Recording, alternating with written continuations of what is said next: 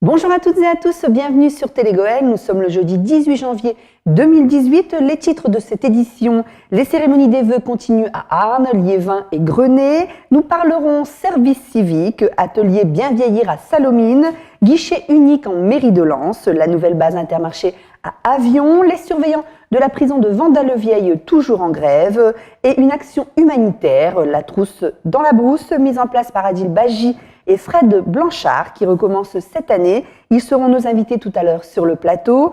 On n'oublie pas vos amis Fred et Nathalie pour vous accompagner sur ce JT. Tout de suite, les infos de vos communes.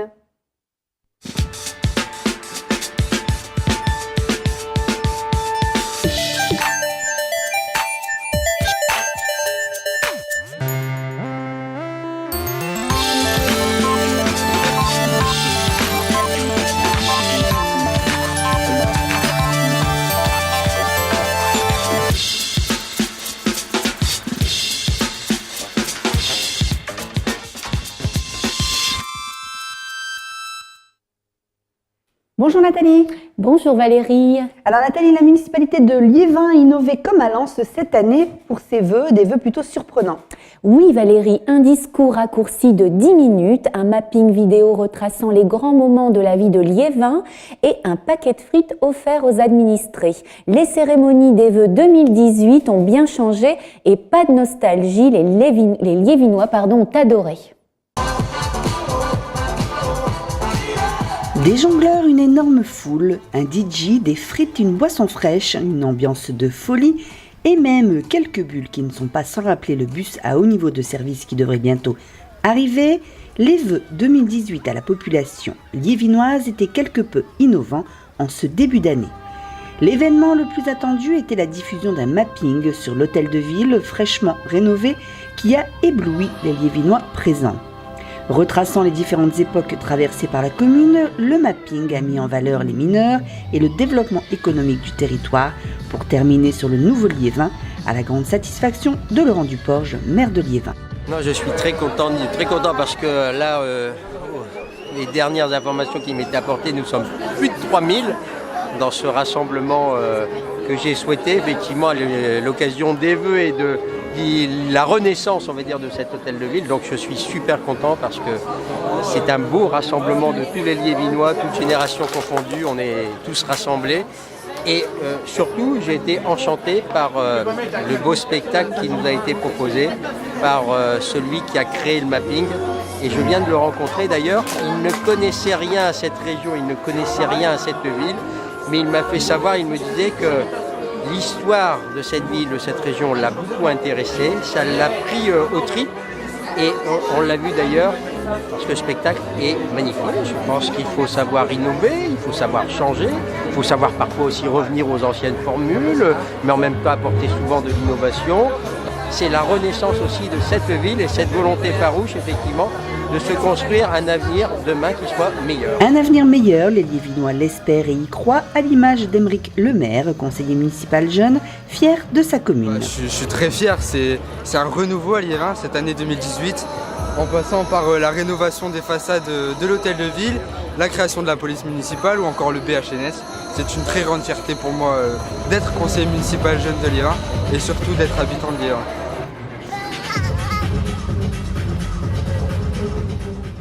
À Arnes, les vœux étaient accompagnés de musique, de chants, de vidéos et la foule était au rendez-vous pour cette année 2018. Un reportage de David Loriot. C'est un accueil chaleureux auquel ont eu droit les Arnésiens vendredi dernier lors des traditionnels vœux à la population. L'Accordéon Club, Tradition et Avenir et l'Harmonie municipale ont accompagné les premières heures de cette cérémonie avant d'écouter le premier discours de M. Christophe Boquillon, représentant les associations arnésiennes.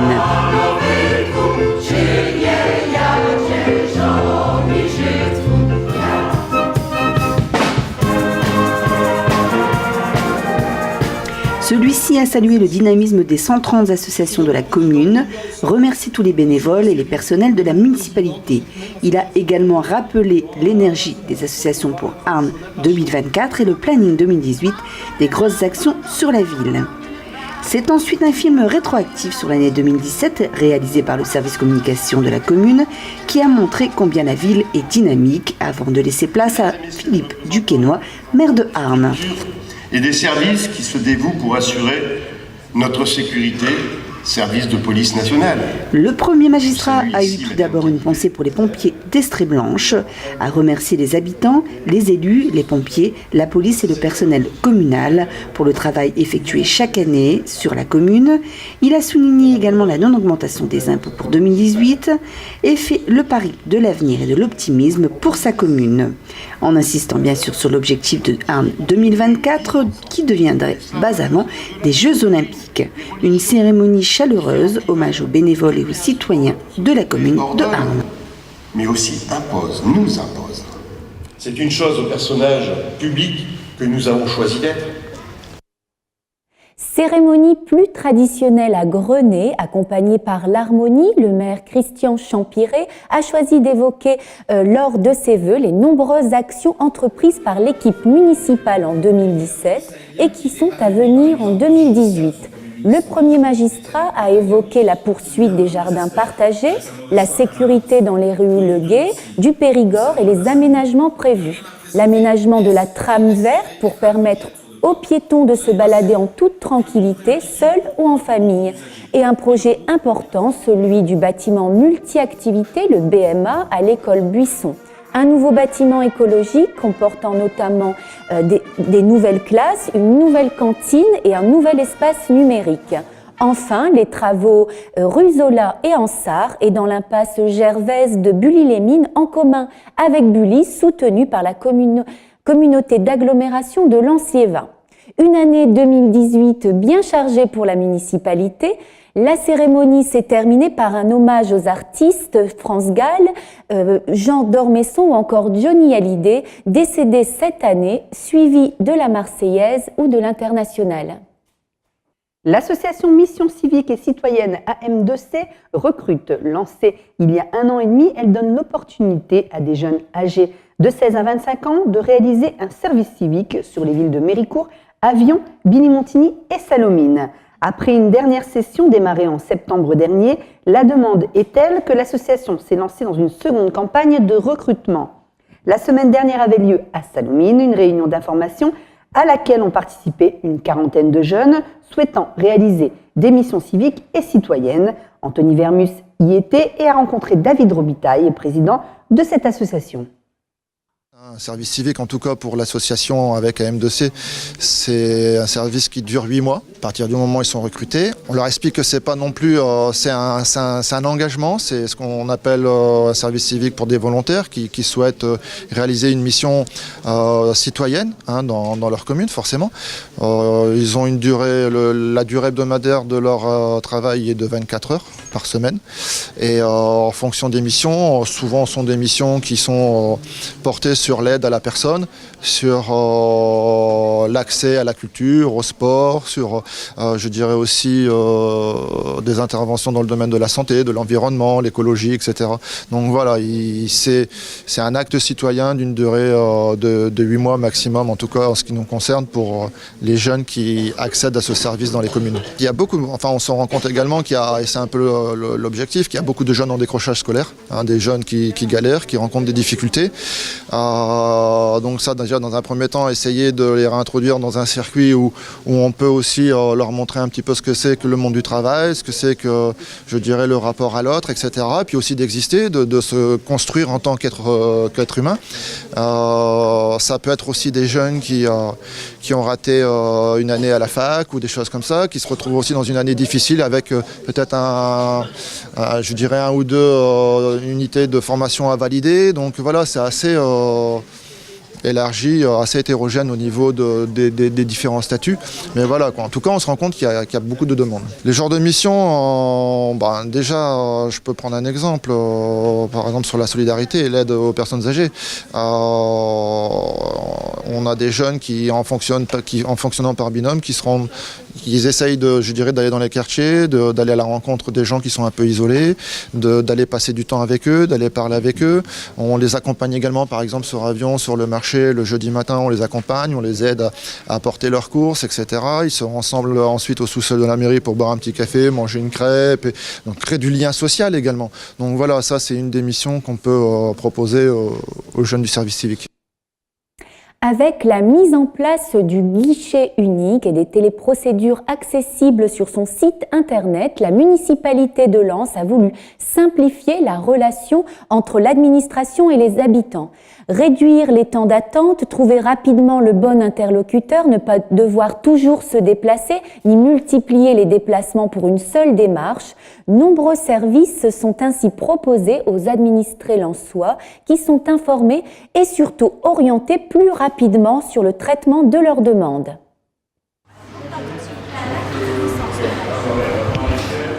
Donc le guichet unique a été mis en place au 1er janvier 2017 progressivement. Il est maintenant installé dans toutes ses fonctionnalités depuis le mois de septembre 2017.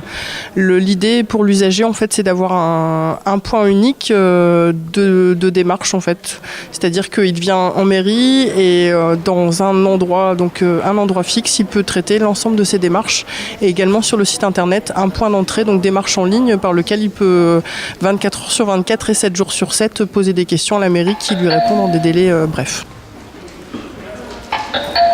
Donc l'idée pour l'usager est de gagner du temps, de ne pas lui en faire perdre. L'idée est que nous nous organisons pour que l'usager passe le moins de temps possible ici en fait. On a vraiment tout mis en place, notamment par l'utilisation des tickets. Il y a 2 bornes, c'est-à-dire qu'il y en a une qui est gérée par les agents de l'accueil qui délivrent directement un ticket et pour les habitués peuvent aller directement à la borne libre-service. Donc il y a bien 2 bornes en fonctionnement. On traite ici les démarches concernant le logement, également l'urbanisme, les inscriptions scolaires, la restauration scolaire là depuis peu.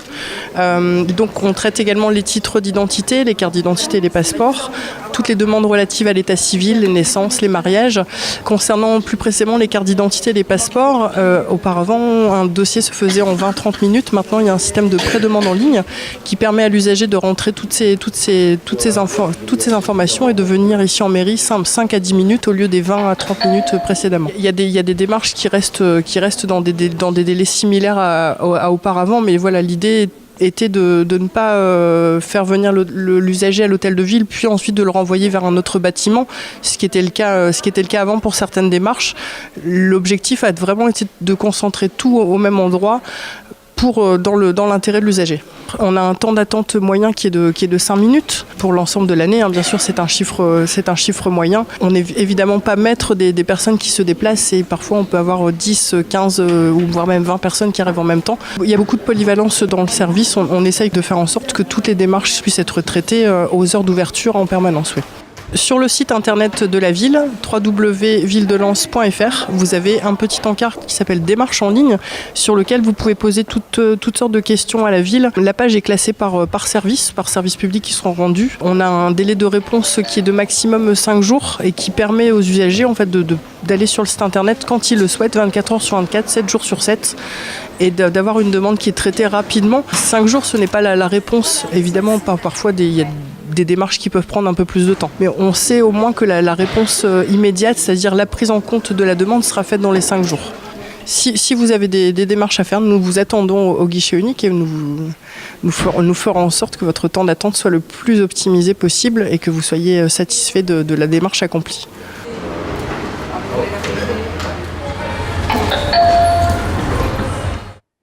Notons aussi que 2018 sera marqué par le démarrage de travaux au rez-de-chaussée de l'hôtel de ville de Lens, nouveau guichet, agrandissement de l'accueil des usagers, mise en place d'un contrôle d'accès et rénovation thermique des locaux. Des travaux qui s'étaleront de mai à décembre 2018, période durant laquelle le guichet unique recevra le public dans la salle Richard qui sera aménagée à cet effet. Le mouvement de grève continue à la prison de Vendin-le-Vieil, malgré la venue de la ministre de la Justice, Madame Nicole Belloubet, une visite qui n'a pas calmé la colère des surveillants. On regarde le reportage David Loriot sur place mardi dernier. Visite agitée à la prison de Vendin-le-Vieil pour la ministre de la Justice ce mardi. Après la rencontre des agents agressés, les surveillants pénitentiaires ont été déçus par le début des négociations. Et là, on n'a rien. On a une directrice qui vient de faire un malaise. On passe devant cette directrice qui fait un boulot formidable d'ailleurs. Et on s'en fout. On s'en fout. Donc on est vraiment pris pour des... Mais bien sûr, là on bloque. Là, ça y est, je pense qu'elle a voulu mettre le feu, elle a réussi. Prêts à en découdre avec les forces de l'ordre en présence, les agents décident de retenir la ministre au sein de l'établissement. C'est après une discussion tendue de plusieurs heures et les 10 propositions faites par la garde des Sceaux que les syndicats se sont calmés, évitant ainsi l'affrontement. Ces mesures sont censées répondre aux revendications du personnel de l'établissement, notamment en termes d'effectifs, de matériel et de sécurité. Une liste nous a été remise et je me suis engagée à ce qu'il y ait ces équipements soient acquis dans les meilleurs délais pour qu'ils puissent chacun bénéficier de cet équipement. Je me suis également engagée à ce que nous puissions aller vers un accroissement des effectifs des personnels d'encadrement. Là encore, je n'ai pas pu le décider aujourd'hui parce que ça m'est très difficile, moi, aujourd'hui, de dire exactement le nombre de postes qui sont nécessaires en termes d'encadrement et la manière dont il faudrait les pourvoir et les ouvrir. Mais en tout cas, j'ai demandé au directeur de l'administration pénitentiaire, qui doit être par là, qui est juste là, de s'en occuper avec vous dans les meilleurs délais. J'ai la 8e proposition porte sur la dotation de l'établissement en équipement. Je parle ici des brouilleurs, on m'a parlé également d'une grille qui devrait fermer de manière électrique. Donc ce sont ces points-là sur lesquels je me suis engagée et qui devront être traités. Autre promesse, étudier les transferts d'un certain nombre de détenus ainsi que proposer des formations pour les surveillants. Entendu, oui. Écoutez, on verra dans les jours qui arrivent. Il y a des réponses qui doivent être données rapidement au personnel de France. Il n'y a pas que Vendin. Vendin, nous, on va faire notre taf localement. Il y a le taf à faire sur tous les établissements un par un. On remercie tous les collègues de France qui ont bougé et continuez les gosses et bravo. On va commencer à travailler. Pour l'instant, on ne lâche pas ce mouvement qui est national. On pense à tous nos autres collègues de France. Tenez bon. Et il faut y aller parce qu'il y a encore du boulot pour améliorer nos conditions de travail dans leur ensemble. Elle s'est surtout engagée à revenir dans 2 mois, c'est-à-dire le 16 mars, donc à revenir ici pour voir ce qui a avancé.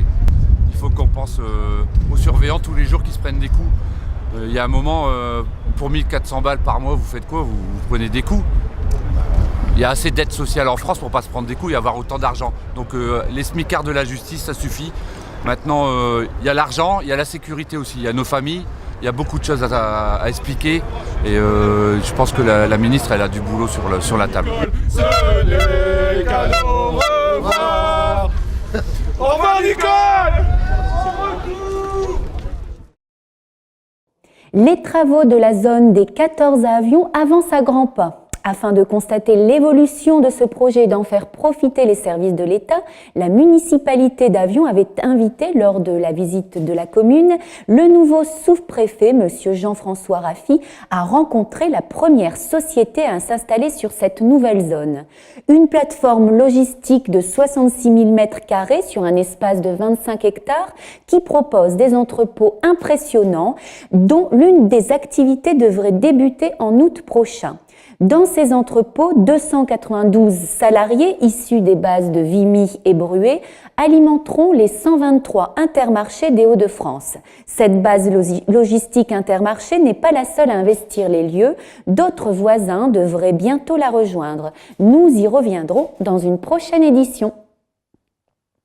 Défi Autonomie Senior est un groupement de coopération sociale et médico-sociale créé par les caisses de retraite des Hauts-de-France en janvier 2017. Il propose des ateliers et conférences sur le bien vieillir, la santé et l'autonomie dans des structures qui accueillent des personnes âgées de plus de 60 ans sur tous les départements des Hauts-de-France. David Loriot est allé assister à un des ateliers au foyer Jacques Duclos de Sallaumines. Et au dîner, un légume et un fruit aussi. Nous avons fait la 2e séance de ce qu'on appelle les ateliers du bien vieillir.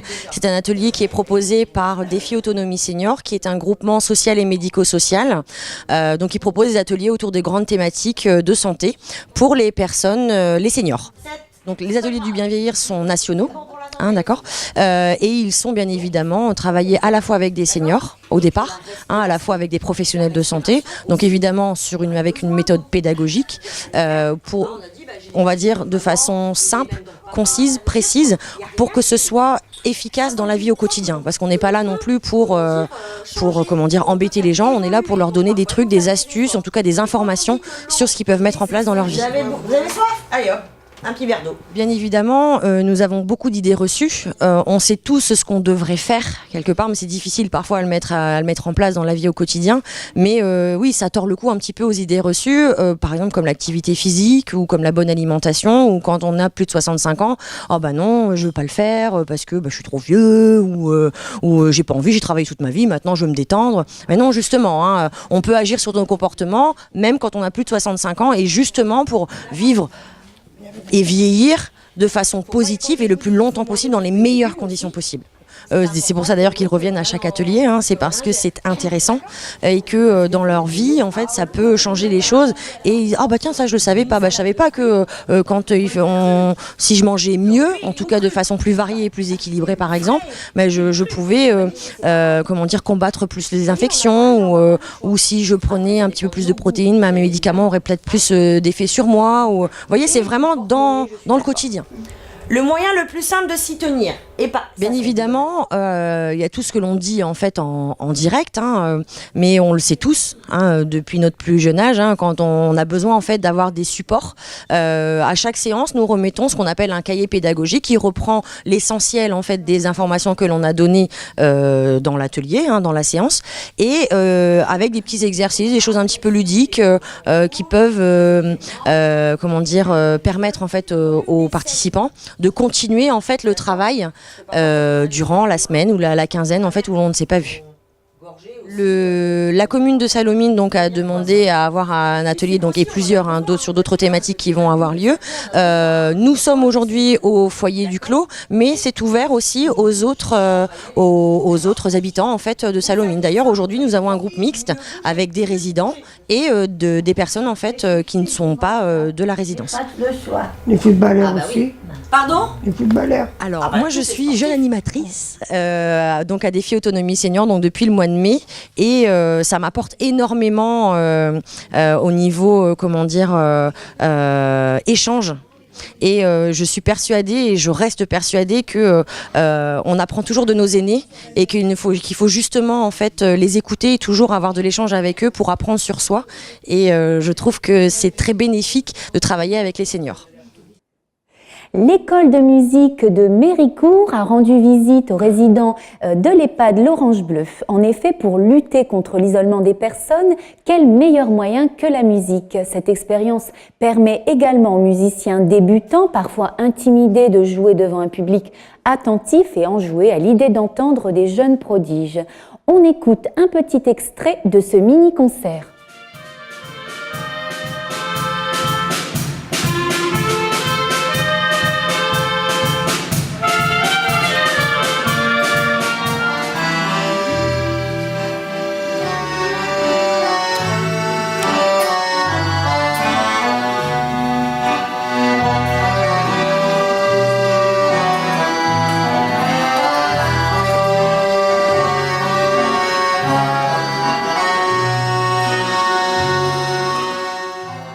C'est l'heure de notre invité, ou plutôt nos invités aujourd'hui. J'accueille cette semaine Adil Baji et Frédéric Blanchard pour un projet humanitaire intitulé « Une trousse dans la brousse », une belle façon d'aider les enfants au Kenya.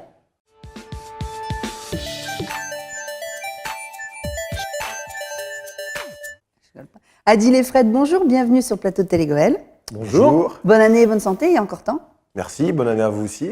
Alors c'est la deuxième fois que vous organisez cette action, une trousse dans la brousse. Une trousse pour la brousse. Une trousse pour la brousse. Alors comment vous est venue l'idée de créer cette action humanitaire et cet appel aux dons de trousses ici sur le territoire pour amener aux enfants du Kenya? Alors c'est pas une action humanitaire, on va pas sauver des vies, c'est une action solidaire. On va juste aider les enfants kenyans en leur apportant des trousses. Puisque je suis parti au Kenya en 2014 en amenant du matériel un petit peu en vrac, et je me suis rendu compte qu'ils avaient besoin d'avoir tous le même matériel pour qu'il n'y ait pas qu'il y ait de jaloux. Donc on a eu l'idée d'amener une trousse remplie de matériel avec 2 crayons bleus, 2 crayons rouges, une gomme, un crayon de bois. Et on leur a donné, lors de la première édition, il y a 2 ans, ces trousses. Ils ont été ravis. C'était vraiment plus que Noël. C'était vraiment des cadeaux exceptionnels de leur donner ce petit matériel. Et il y a 2 ans de ça, en plus, il y avait quelques enfants qui ont commencé à mettre des petits mots en anglais par eux-mêmes. Et donc on a vu que ça avait un gros impact il y a 2 ans. Et du coup cette année on a vraiment demandé, en plus de la trousse, de ramener vraiment ce côté où ils vont un peu se décrire sur le mot. Et donc toutes les trousses quasiment cette fois-ci ont un mot écrit en anglais pour les enfants là-bas. Donc ces trousses, elles viennent de qui? C'est des gens, des habitants des villes ou vraiment des écoles? Les enfants dans les écoles récoltent les trousses et vous les amènez? Alors les écoles sont très demandeurs de ce genre d'action. Les écoles ont demandé avant qu'on soit inscrit à participer à cette action Une trousse pour la brousse, puisque ça leur permet de travailler l'anglais avec les élèves. Et donc les 2 écoles de Noailles-sous-Lens, l'école Jean Rostand et l'école Jean Moulin, ont participé pour la seconde année vraiment avec plaisir à cette action. Ils nous ont demandé quand est-ce qu'ils pouvaient avoir des trousses, donc ils ont ramené il y a quelques jours une centaine de trousses remplies de petits mots. Et en plus de ces écoles, il y a des particuliers, des amis, des collègues qui nous ont ramené des trousses avec des petits mots. Il y a des adultes, enfin vraiment tout le monde a tenu à contribuer à ce projet. Alors ces trousses, elles servent aux enfants là-bas, des enfants de quel âge? Ces enfants de 5 ans jusqu'à 16 ans. On va dans un collège-lycée parce que les systèmes éducatifs ne sont pas les mêmes qu'en France.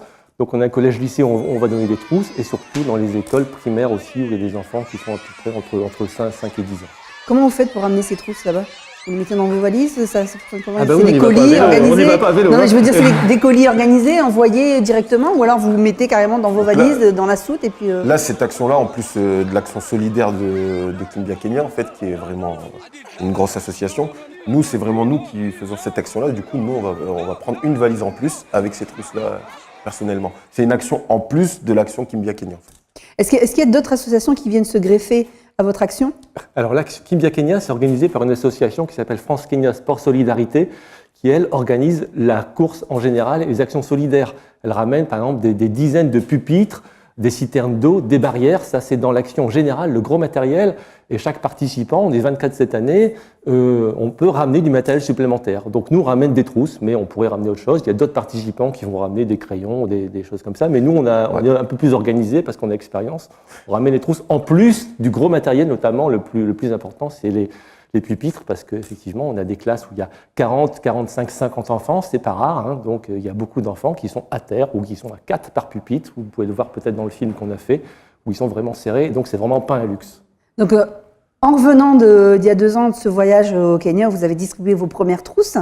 Vous avez fait un film. Voilà, on a fait un film, puisque sur place, on a filmé pas mal toute notre aventure, qui a duré à peu près 8-9 jours. Et pendant 3 mois, donc j'ai monté le film. Hein, c'est pas mon métier, mais bon, j'ai essayé de faire un petit film à peu près qui se tient bien. Et le film, on l'a présenté aux élèves des écoles et toutes les personnes qui ont participé pour le projet. Donc on leur a projeté au Centre culturel de Noailles-sous-Lens. On l'a projeté plusieurs fois le film. Donc il y a à peu près 1000 personnes et 1000 enfants qui ont vu le film, qui étaient enchantés de voir comment leur trousse était arrivée là-bas, de voir le sourire des enfants kényans quand ils ouvraient leur trousse. C'était vraiment un moment de partage très intéressant grâce à ce film. Quels sont les moments forts d'ailleurs de ce film? Et ce que vous avez vraiment retenu de cette expérience? Alors, entre ce qu'on a retenu de le film et notre expérience, c'est pas pareil. On se rend compte que dans le film, ce qui a beaucoup plu aux enfants et personnes qui ont vu le film, c'est un moment où il y a une jeune fille qui était avec nous, qui chante avec des enfants, qui les prend par la main, qui leur chante une chanson en français. Ouais. Je crois qu'il chante « Il était une bergère », qui 3 pas en avant, 3 pas en arrière.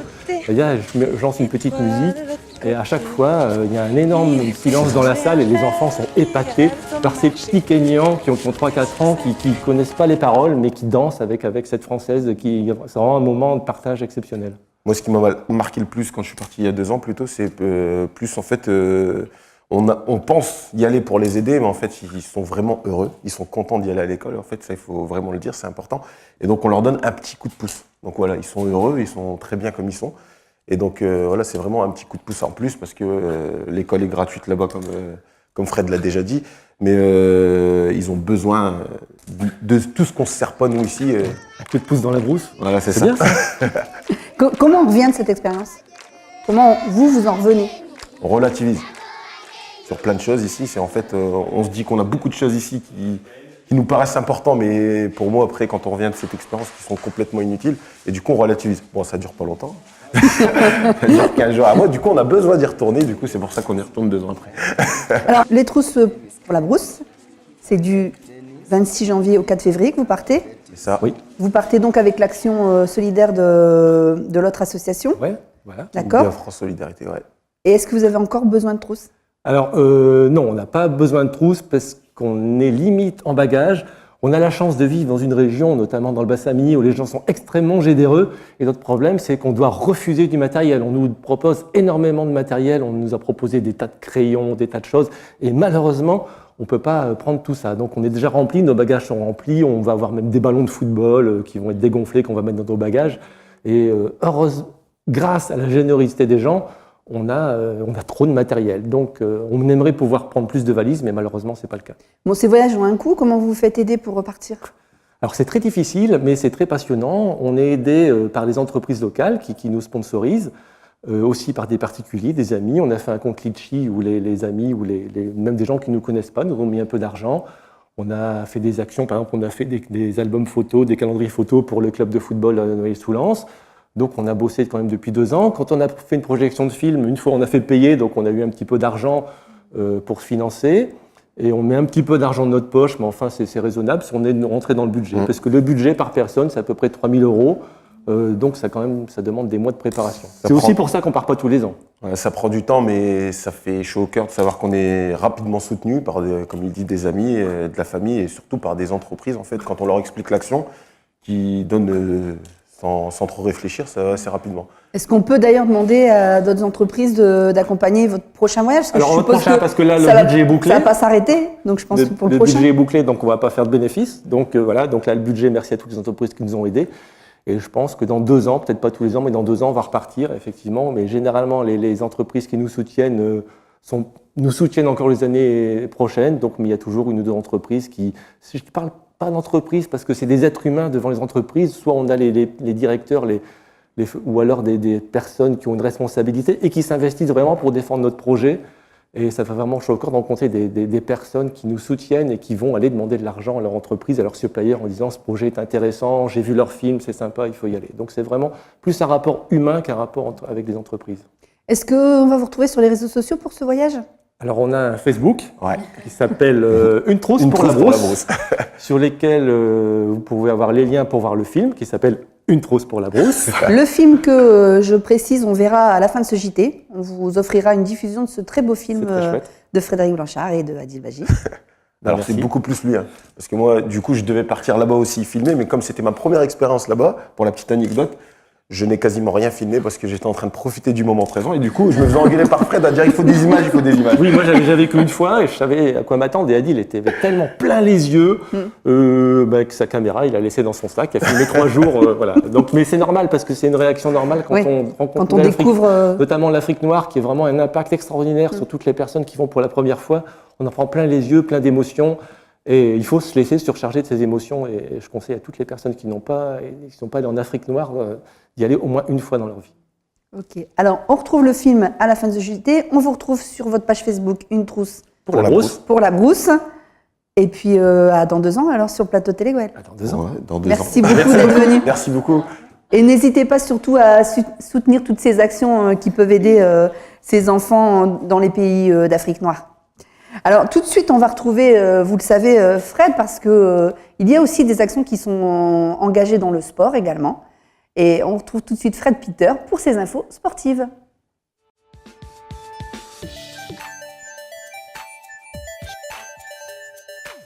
Bonjour Fred. Bonjour Valérie. Comment vas-tu? Bien et toi. Alors on commence avec une semaine chargée du côté du RC Lens. Et ces derniers jours ont été mouvementés près du stade de Bollaert dès le Lys. Il y a d'abord eu le report du match Lens-Sochaux pour cause de terrain impraticable. La rencontre sera jouée le mardi 30 janvier à 19h. Côté Mercato, le Brésilien Luis Dankler a vu son prêt résilié. Il est reparti au Portugal. Lens désirerait se séparer de plusieurs joueurs, mais pas de Kevin Fortuné, déclaré intransférable. Les Saint-Mailleurs aimeraient également prolonger le buteur Christian Lopez et seraient également intéressés par le profil de Walid Mesloub, ancien joueur du club de Lorient. Ça bouge en coulisses, mais ça va également bouger sur les terrains. Le RCL se déplace demain du côté de Brest. En l'absence d'Éric Sicora malade, c'est Daniel Morera qui a répondu aux questions des journalistes et notamment aux questions d'Anthony Vermus pour Télé-Goël. Daniel Morera était notamment accompagné du joueur Abdelrafi Gérard. Ce qui est bien, c'est que tous les joueurs adhèrent à tout ce qu'on dit et on voit que sur le terrain, ils appliquent ça. Donc une fois que vous avez le discours qui passe bien et qu'ils ils comprennent qu'en faisant les efforts, en ayant nos valeurs à nous, ça paye et on arrive à tenir un résultat, même si c'était très compliqué. Nîmes était une bonne équipe. On l'a encore vu hier, ils gagnent 2-0 à l'extérieur. Donc voilà, nous, on reste sur nos valeurs à nous, on reste sur notre jeu à nous. On ne veut pas dévier de tout ça. Et puis petit à petit, on y arrivera. Et quand on regarde le classement, on sait que tout est possible. Donc voilà, on va essayer d'aborder le match contre Brest du mieux possible. On va y aller avec l'ambition de le gagner. Moi, je vais pas vous mentir, j'ai pas regardé les résultats de Brest, mais je pense que nous, on est mieux. Il y a une meilleure ambiance de travail et que les gens, les gars dans l'équipe sont comment dire, ils n'ont pas cette pression qu'on avait. Il n'y avait pas cette pression qu'on avait quand on était dans la zone rouge. Ça va mieux et ça annonce du positif pour la suite. Quand on regarde un petit peu les vidéos et que leur dernier match à domicile, ils en prennent 3 à la mi-temps et puis après ils reviennent petit à petit. Bon, voilà, on sait que peut-être qu'il va falloir leur mettre la pression ou pas. Ça sera à nous de le déterminer, mais c'est vrai que on va avoir un plan de jeu pour tout faire pour gagner. Donc voilà, nous on a perdu trop de points en début de saison pour gamberger et puis pour laisser des points. Après, je pense qu'on est passé à autre chose, mais qu'on n'a pas oublié non plus d'où on est sorti. Donc il y a toujours on va pas dire que c'est pas une crainte, mais c'est quelque chose qu'on sent encore. Pas qu'on sent dans le truc, dans le groupe, mais on se dit pas que c'est derrière nous comme si c'était fini, parce que le foot, ça, comme on a pu le voir, ça peut aller vite. Mais on essaie de regarder devant nous et on essaie de se dire que le plus dur est passé, enfin, j'espère. De toute façon, nous on regarde vers le haut. On n'a jamais regardé vers le bas, on était au plus bas à un moment, donc on regarde tout le temps vers le haut. Donc maintenant, il ne faut pas qu'on se grille en pensant qu'à ça. Et on sait que tout peut arriver, on peut retomber dans nos travers. Donc on va avancer petit à petit. Et puis, mais toujours en regardant vers le haut. Moi, je suis quelqu'un de très optimiste. Je suis un gagnant. Je veux tout gagner. Donc si on doit faire ça avec un grand plaisir. Alors que se passe-t-il, Fred? La réserve de Lens a toujours beaucoup de mal en National 2. Et oui, les jeunes joueurs de l'équipe B n'ont pas réussi à s'imposer la semaine dernière. Ils recevaient Poissy au stade François Blanavion et ils n'ont pas fait mieux qu'un match nul, 1-1. L'IS-Souris ouvre pourtant le score en début de partie, mais l'ancien professionnel Richard Socrier va égaliser pour Poissy quelques minutes plus tard. Au classement, Lens est avant-dernier de sa poule. La dernière victoire des protégés de Franck Hayes remonte au 14 octobre dernier, ça commence à faire beaucoup. Et ce samedi, Lens se déplace du côté de Fleury-Mérogis. Attention au piège. En basket, Liévin poursuit sa belle série et Dourges continue de marquer des points. 12/12 pour le basket club liévinois. Le BCL s'est imposé 79-68 sur le parquet de Brouet-la-Bussière, gardant sa place de leader au niveau de la poule de National 3. L'ABC Dourges a continué sur sa lancée en s'imposant d'un petit point face à Marny, 74-73, prenant la deuxième place du classement. Donc Liévin est premier et Dourges est deuxième. Ça fait plaisir pour les clubs de la Cale.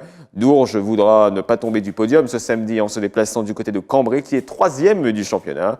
Liévin recevra de son côté Escodin à 20h samedi à la Halle Vézilier. Nous parlerons d'ailleurs plus longuement du basket club liévinois la semaine prochaine, Fred, ou la semaine suivante. On est d'accord? On est d'accord. Alors, reprise difficile pour le hand-volleyball aussi. Je dirais même plus, Valérie. Gros coup de frein pour le HVB qui s'est incliné 3-2 face à Grenoble, dernier du championnat, et situé juste derrière les Arnésiens au classement. Arnes avait perdu les 2 premiers sets avant de gagner les 2 suivants, revenant à 2-2. Malheureusement, nos volleyeurs se sont inclinés dans le dernier set. Une réaction est attendue ce samedi contre Charenton à partir de 20h à la Salle Maréchal. Par contre, les filles ont le sourire. Une belle victoire 3-0 pour les filles du volley club de Arnes contre l'Institut fédéral de Toulouse. Les Vertes et Blanches n'ont pas fait de quartier avec une victoire 25-19, 25-17 et 25-18.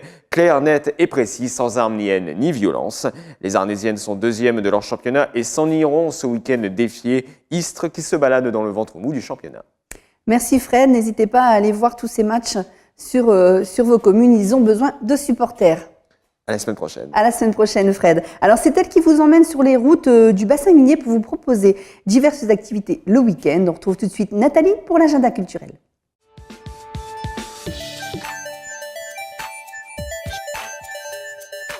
Alors, tu nous emmènes, Nathalie, ce week-end à Noyelles-sous-Lens pour débuter. Oui, Valérie, le Centre culturel Évasion de Noyelles-sous-Lens accueille ce dimanche 21 janvier à 17h Bernard Menez et d'autres comédiens pour la comédie de boulevard À vos souhaits. Un testament, des héritiers peu chagrinés, un mort pas si mort, bref, un vaudeville qui vous fera passer un agréable moment. Jeudi prochain, ça passe vite, rendez-vous au Louvre-Lens. Oui, jeudi 25 janvier à 18h, la scène du Louvre-Lens accueille pour la première fois une œuvre sur son plateau pour une conférence conduite par Pierre-Yves Lepogam, conservateur en chef au département sculpture du Louvre. Cette conférence vous permettra de découvrir ou mieux connaître une nouvelle acquisition du Louvre, l'ensemble des 2 pleurants du tombeau de Jean de France, duc de Berry. On poursuit avec les temps forts de ces prochaines semaines. Premier temps fort, les marionnettes à Lens avec samedi 20 janvier à 15h au théâtre Le Colisée, le spectacle L'étrange voyage de Malak par la compagnie Théâtre du Rebond qui vous fera voyager sur la planète bleue. Puis, mercredi 24 janvier à 15h, au Petit Théâtre de la Médiathèque Robert Cousin, la représentation de Jacques et les 3 petits cochons par le Théâtre du Petit Jacques pour une version tout autre du célèbre conte Les 3 petits cochons. Deuxième temps fort, Nathalie ? Deuxième temps fort, Être humain par Culture Commune, scène nationale du bassin minier du Pas-de-Calais qui posera ses valises d'une part le vendredi 19 janvier à 20h30 à l'espace culturel Le Prévert de Arnes pour la représentation de Demandons l'impossible par la compagnie Sens Ascensionnel, une proposition adaptée du roman d'Hervé Hamon. Et d'autre part, au Centre culturel L'Arc-en-Ciel de Liévin, le mardi 23 janvier à 20h30 pour le spectacle White Dog par la compagnie Les Anges au plafond. Un joli spectacle de marionnettes, de projections et de musique en direct, écrit d'après l'œuvre de Romain Gary Chien Blanc. C'est terminé pour aujourd'hui. Vous avez, je pense, de quoi bien vous divertir tout ce week-end. Oui, Nathalie, merci pour ce beau programme. Le JT est terminé. Merci Nathalie, merci Fred, merci à toute l'équipe de Télégoël et merci à vous pour votre fidélité. Vous l'avez vu la semaine dernière, nous sommes maintenant diffusés en direct sur les réseaux sociaux. Pour ceux qui nous suivent sur Facebook, sur notre page rédaction Télégoël, n'hésitez pas à nous suivre et à regarder vos infos locales toujours aussi nombreux. On en profite pour vous souhaiter une nouvelle fois une bonne année pour ceux qui n'étaient pas là la semaine dernière. Continuez, cultivez-vous et à très bientôt sur Télégoël.